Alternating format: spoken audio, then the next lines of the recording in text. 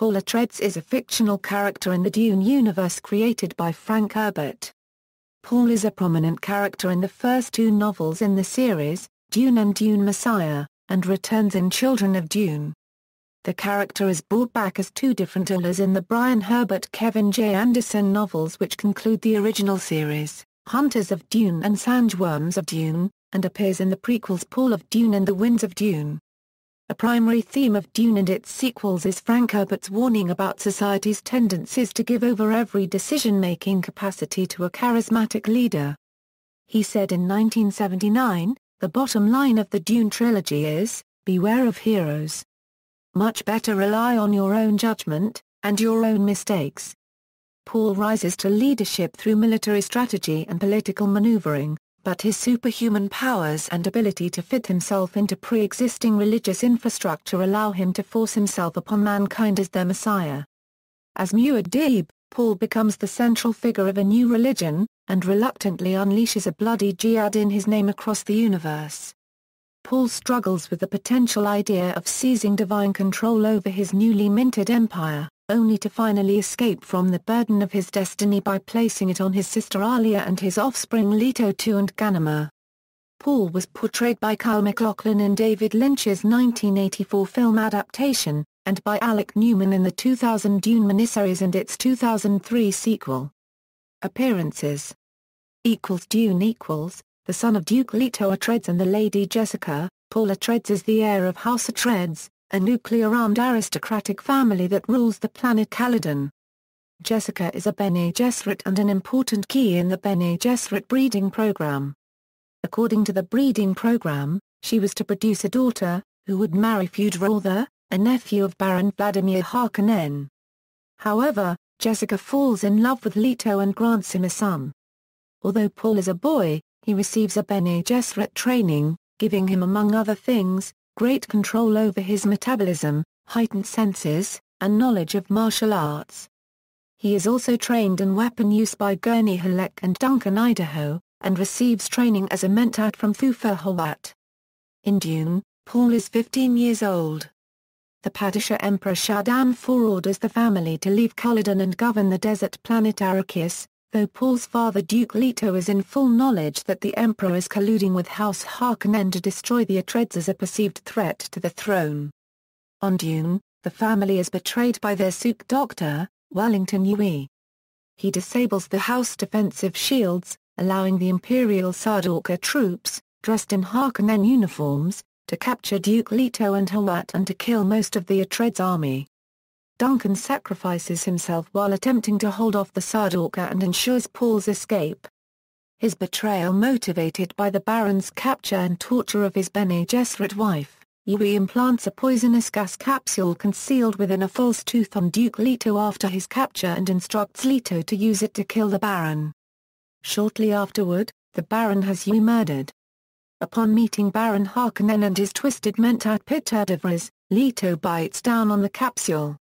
He succeeds in killing Davros and himself but not the Baron. Fed a poison for which only the Baron has the antidote, Hawat is forced to serve as the new Harkonnen mentat. With some help from Yueh, Paul and Jessica escape into the desert. They flee to the Fremen, who see in Paul Alzan el-Gabor the voice from the outer world, a prophet they call the Mahdi whom they believe is the one who will lead us to paradise. Paul and Jessica take shelter in Sietch Tabr, a Fremen settlement led by the Neb, Stilgar. Paul and his mother train the Fremen in weapon use and martial arts, creating a formidable army. When Paul is accepted into the Fremen tribe, he is given the secret Sietch name Usul, the Fremen word meaning the base of the pillar. He chooses Paul Muad'Dib as his common name of manhood, to be used openly. Muad'Dib is the name of the adapted kangaroo mouse of Arrakis, and Stilgar relates that Paul's choice pleases the Fremen. Muad'Dib is wise in the ways of the desert. Muad'Dib creates his own water.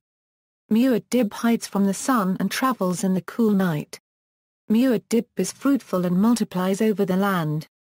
Muad'Dib we call instructor of boys. That is a powerful base on which to build your life, Paul Muad'Dib, who is Usul among us. Paul leads a Fremen campaign of resistance against Harkonnen rule. He and Chani, daughter of Liet Kynes, take each other as mates and produce a son, named Leto in honor of Paul's father. Paul also reunites with Gurney Halleck, who had sought refuge with smugglers after the Harkonnen attack. In a bid to unlock his latent powers, Paul undergoes the process of spice agony via the consumption of the water of life. He survives, although barely, and the ordeal gives him knowledge of his male and female ancestors. This proves Paul is the Kwisatz Haderach. Awakening, Paul launches an attack on the Harkonnen and Imperial troops with his Fremen army, riding the enormous sandworms indigenous to the planet. In the attack, he learns that his son Leto has been killed in a Sardaukar raid. They win and Paul requests an audience with Shaddam IV. He threatens to destroy the spice melange, thus making transport between the planets impossible and effectively destroying civilization. In return for preserving the spice, he requires the hand of the Emperor's daughter, the Bene Gesserit-trained Princess Irulan, as well as the Emperor's abdication in favor of Paul. Urged by the Spacing Guild, Shaddam accepts his terms. Dune Messiah In Dune Messiah, Paul has been Emperor for 12 years. His jihad has killed 60 billion people across the known universe, but according to his prescient vision, this is a fate far better than what he has seen. Paul is beleaguered by a need he sees to set humanity on a course that does not lead to stagnation and destruction, while at the same time managing both the empire and the religion built around him. A Fremen conspiracy attempts to assassinate Paul using a stone burner. The attempt fails, but the effects of the weapon destroy Paul's eyes. Although he becomes physically blind, his prescience allows him to see by tightly locking in reality with his prescient visions. Afflicted by despair as a result of his prescience, Paul faces another assassination attempt by a conspiracy of the Bene Tleilax, the Bene Gesserit and the Spacing Guild. This attempt, made using Alia of Paul's friend and mentor Duncan Idaho, also fails, but the ordeal seemingly helps the Duncan Ola to regain his memories. At the same time, Chani dies in childbirth, bearing twins, a boy, Leto II, and a girl, Ghanima. Paul, who did not foresee the birth of twins, loses his prescience after Chani's death and becomes truly blind, although he conceals this.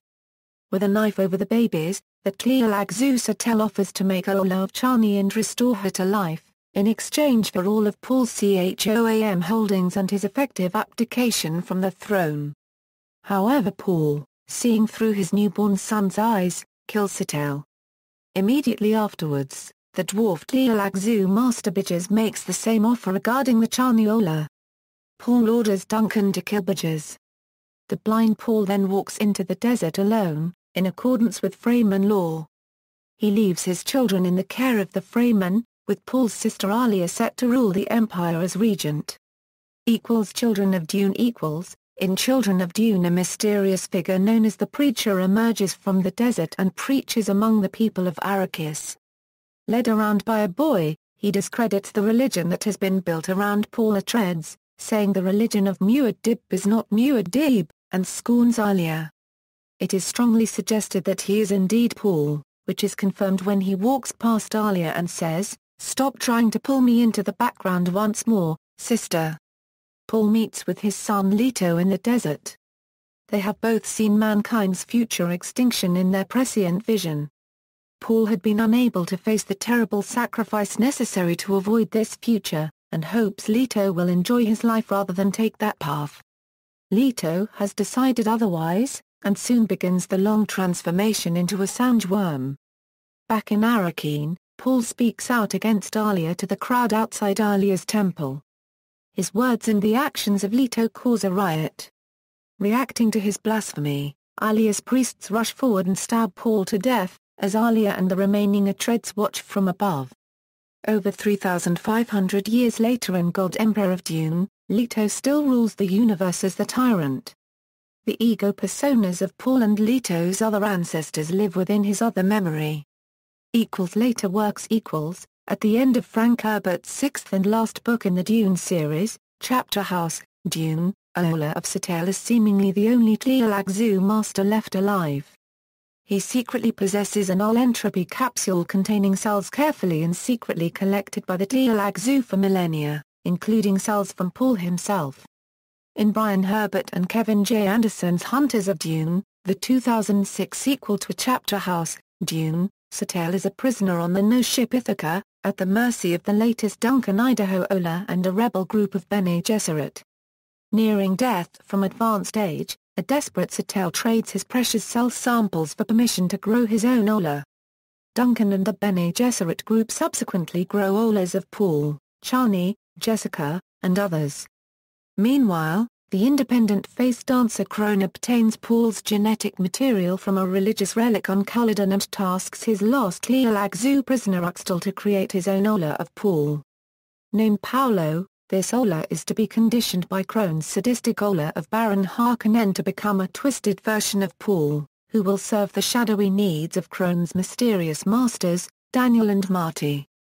In 2007's Sandworms of Dune, the young Paul Ola ultimately duels Paolo. Paul is mortally wounded, but the trauma restores his original memories and he manages to heal himself. A power-hungry Paolo overdoses on ultraspice, an incredibly potent form of melange, and falls into a catatonic state. Later on the recovering planet Dune, the awakened Olas of Paul and Chani have reverted to the ways of the ancient Fremen, resolving to lead simple lives and restore the planet to its former glory. Paul reaffirms his love for Chani, telling her he has loved her for 5,000 years. Paul's birth is featured in the Brian Herbert Kevin J. Anderson prequel novel Dune, House Corino. The 2008 novel Paul of Dune explores both Paul's childhood before Dune and his life between the novels Dune and Dune Messiah. Brian Herbert and Anderson's The Winds of Dune also relates events from Paul's youth and the period before Dune Messiah. Paul is hero. I am showing you the superhero syndrome and your own participation in it. A Frank Herbert. Throughout Paul's rise to superhuman status, he follows a plotline common to many stories describing the birth of a hero.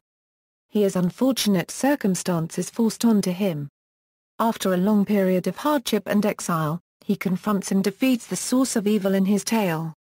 As such, Dune is representative of a general trend beginning in 1960s American science fiction in that it features a character who attains godlike status through scientific means.